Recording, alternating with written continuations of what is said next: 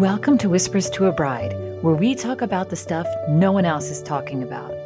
We are going deep on the emotional aspects of getting married, the stress, drama, and turbulence that affects your own sense of identity and your closest relationships. We are talking about what it means to be a bride and how to navigate this sacred time with more grace and ease. I'm your host, Kara Gassabay.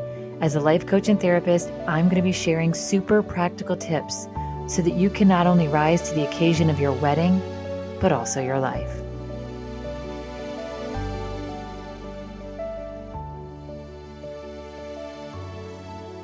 Hello, and welcome back to Whispers to a Bride. I am your host, Kara Gassabay, life coach and bride whisperer.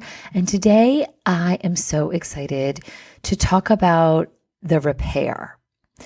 This is one of those topics where we're just going to get into a little bit of relationship tips for you. And I hate to break it to you, but I'm sure as you know by now, your relationship with your partner is going to involve conflict, right? Marriage, there's always conflict inside of marriage. And probably your wedding planning is bringing up some new conflicts that might be more intense than other sort of bumps you've had in the road during your dating life. I find that a lot of couples really experience some of their first big fights when they're planning this wedding because the stakes are really high. It's really intense. There's all the things. It's time, it's money, it's family and culture and tradition and religion. And it's just friends. It's just a lot going on. And not to mention that it's a huge change in your lives, right? You're taking this huge step. It's commitment. It's just all the things. And so obviously tension's going to run a little higher with the higher stakes and just the intensity of it all. So that's going to bring up some conflicts. And so we're going to be sort of having our first big fights. And I think it's a great time to really sort of look at those fights and kind of study them a little because, right, all this wedding drama stuff, the conflict and the hard parts that come up, they're really here to serve you. Like if you've been listening to me for more than a minute, you know that I'm really, really strongly believe that all of this stuff is coming up to help us prepare for this next chapter. So all the wedding planning drama is really here for you, right? It's not happening to you. It's happening for you. It's happening so that you can get a glimpse into like what you are going to be working with in your future, both with your own triggers and hooks and emotional style and communication style, as well as that of your partner. So I really thought today I would talk about this concept of the repair, and it comes from Dr. John Gottman, his work on relationships. It's so great. If you're interested in this kind of thing, check it out. But it's called the repair. And it's basically like the thing that we do to de-escalate the negativity, right? When things get heated, usually it just ratchets up and up and up and up and up. And what they found in studying couples who are successful long-term, not only staying married long-term, that's not really the goal, right? It's to be happily together over the long haul, if that's your goal, that those couples really had this skill down. It's not that they didn't fight. It's that they know how to repair. When things start getting tricky and icky, what do we do to like de-escalate and to like calm things down and get them to a more loving place? Again, this does not mean that we are not going to fight and that we're not going to have conflict, but it's how we do it and how we're able to return it back to a respectful place, right? We don't want to just go all the way to the mat and say all the things and have all the regret and have it get mean and ugly, right? Those are the experiences that chip away at a healthy relationship and a healthy, strong bond. And it's the ability to repair that is everything. And I will tell you, just this idea of the importance of the repair, I find it so helpful, not only in my marriage, but also in parenting. And I feel like this is super helpful in the little dramas and conflicts that are going to come up with your family and your friends, especially around the wedding time when like things can get icky so quickly and it can escalate so quickly, again, because the stakes are high. So The repair is, again, it's that thing that you do to de-escalate the situation and to keep it from going into like the red zone. And there's lots of ways to do it. It doesn't have to be perfect. It's really all about the gesture of like taking some of the heat off. And I'm going to go through a couple different sort of ways that you can do it. But another way to think of it is like when you're in a conflict with someone, when you're in a really tough conversation, you're fighting, you're sort of like locked in. Can you drop the rope for just a split second? Just, you're both pulling on it, and just imagine that you're just going to drop it for a minute. That doesn't mean you've given up on your point or that you're just like you're conceding everything and you're not going to get what you want and what you desire and you deserve. It just means for a minute, you're going to stop pulling and see what that can do to sort of change the direction of the conversation a little bit. So let me go through these sort of different approaches to the repair. And it's basically a softening and a calming that is going to be, it not only saves you so much like damage to your closest relationships, but it saves you a lot of time, right? Because we can escalate in spiral into the negativity for like not only hours, but like weeks, months, and years, right? I'm sure all of you know someone in your life who doesn't talk to so-and-so because of that fight that never got repaired, right?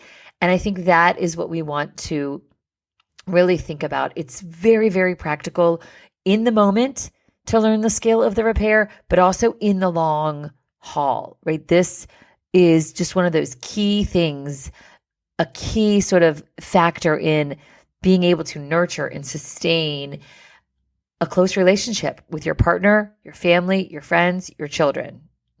So, okay, one of the first sort of repair approaches is go back to an I feel statement, right? So when you're going at it and you're making your points and you're doing your arguments, bring it back to just how are you feeling, right? That will totally get you out of that like lawyer logical, like tit for tat.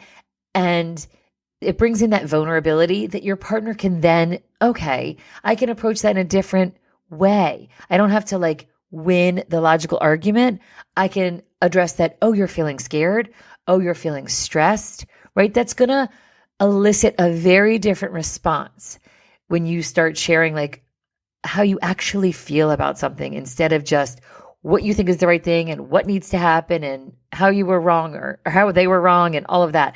Really just say, I feel so disappointed. I feel so scared. I feel so nervous. I feel so overwhelmed. That is going to invite a very sort of new path in the conversation. It's going to open up a new road to turn down in the conversation. The other one that I probably should have started with, because it's my favorite, that apology, right? We learn this as children, and I can't tell you how many times I use this, especially with my daughters when we're sort of like going at it, like, I need you to do this, and they're not doing it, and then I'm telling them why. And like, right, you get into the argumentative mode of like proving your point and expressing your perspective and like thinking you can sort of like get someone to get it. And all the meanwhile, like feelings are being hurt and things are going sideways. And I'm telling you, the quicker that you reach for like, I am sorry, right? It just, again, it takes some of the air out of the tire. It just like calms everything down. It takes you the boiling point down a bit. It's like, I'm sorry for yelling. I'm sorry this has gotten so overwhelming. I'm sorry I didn't listen to you. I'm sorry I'm so mad right now, right? Whatever it is that you can take responsibility for and apologize, whew, that is going to be awesome. Maybe you can apologize for like a crappy thing you said earlier in the conversation, right? It's that like a little bit of like the give. I feel like when we're in conflict where everybody is just wrestling and sprinting to like claim territory and claim wins and points, and the I'm sorry is the like, okay, what can you give back? What can you restore and make whole for your partner or your loved one? And it's the taking responsibility for the part you did screw up or the part that you didn't handle right. Like, I'm sorry for the way I started this conversation, or I'm sorry that I am so repetitive about this topic, or I'm sorry for not explaining myself. I'm sorry for miscommunicating. Whatever it is, I am sorry. I'm telling you, the quicker you can do it, and it's a practice. Your ego will resist it at first, but the more you get sort of used to it, the more your partner will get used to expecting it. My kids now know, like, mommy's going to say she's sorry if she starts going sideways. Like right? And it's still hard every time because it's admitting to your ego, like, I screwed up. And when you're in a fight, you think the other person screwed up. But the more you can do it, it softens everyone. And then everyone can sort of get into that restorative, like, okay, let's get a little more, less heated and angry and aggressive, and more calmer and gentler, and taking responsibility for ourselves and what we're bringing to the table instead of just the attacking and defending. The next thing is getting to yes. Let's sometimes take a pause in these really tough conflict moments and figure out and restate, what can we agree on? I mean, these are your loved ones, right? Whether you're fighting with your mom about the kind of ceremony you want to have, or your mother-in-law about the guest list, or your sister about the bridesmaid dress, you're probably on the same page about 90% of the scenario. It's just that we're like getting caught up in this last little detail or whatever it is, this little last power struggle. And I think restating all the ways in which you agree with each other, it just helps us all remember, like, we're on the same team. So the win is going to be a win for all of us, and takes us out of that like you versus me thing. And I think in a marriage, like, it's so funny how we can get into like you versus me when the whole point is that we're a team. But I'm telling you, it happens. It's just how we are wired, and having a little awareness around it and reminding yourself, like, okay, like, what's a yes that we can get to?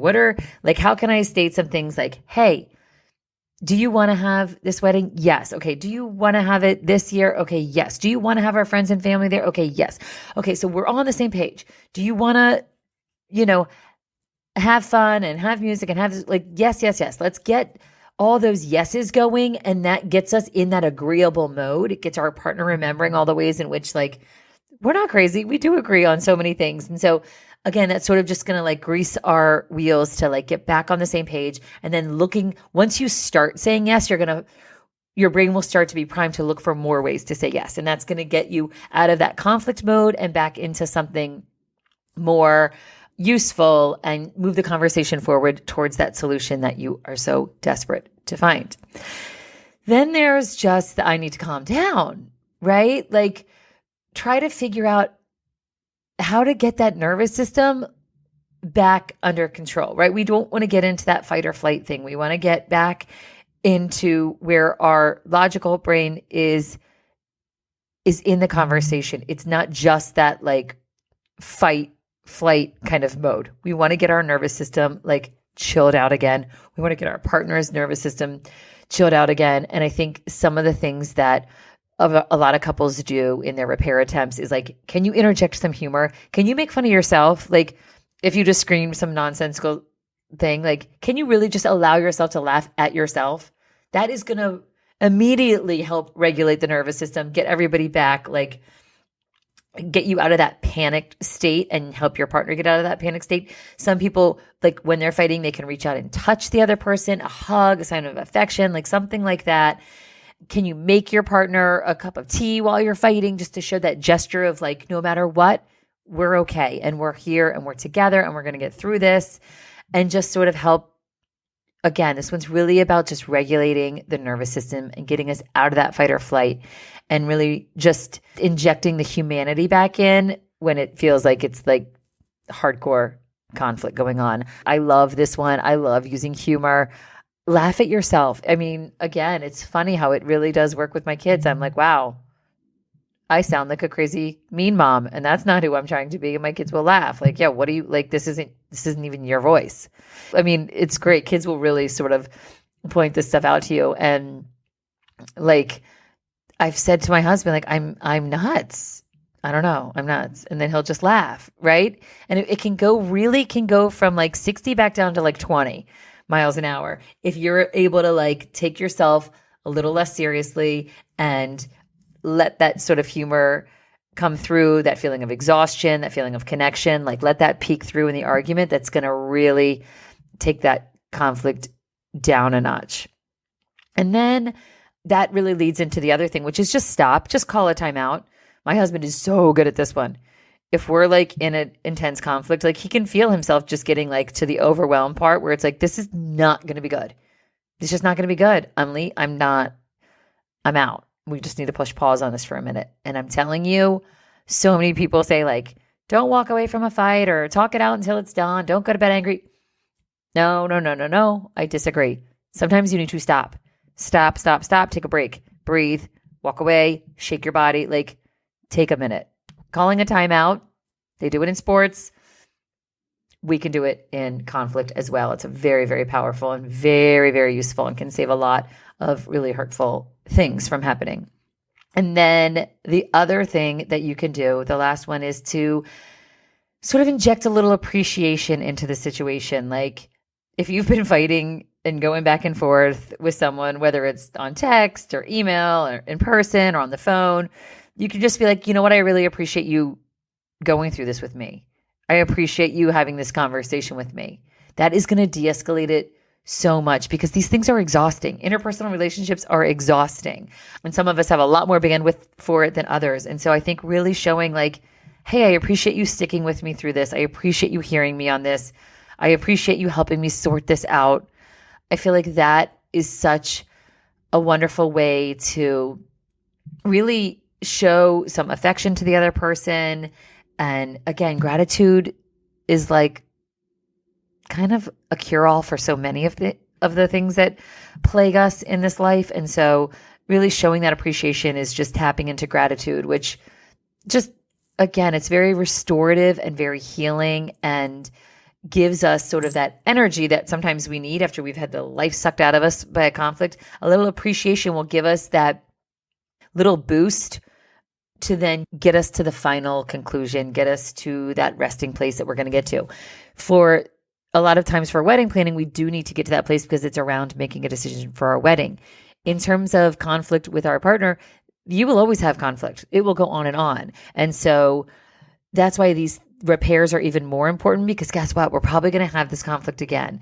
And so the more that we can train ourselves at like, we're allowed to go into these tough areas because we know that like there will be these little breathing spots throughout it, right? These little repairs that will keep us connected and bonded and not just like tear us to shreds. So I know this has been a little bit long, but I hope this idea of the repair just really sticks with you. Be quick to repair. Be creative in your repair. It doesn't have to be perfect. Try anything to add some lightness and some calmness and some safety to your hardest conversations with the people you love the most. Like this is what it's really all about.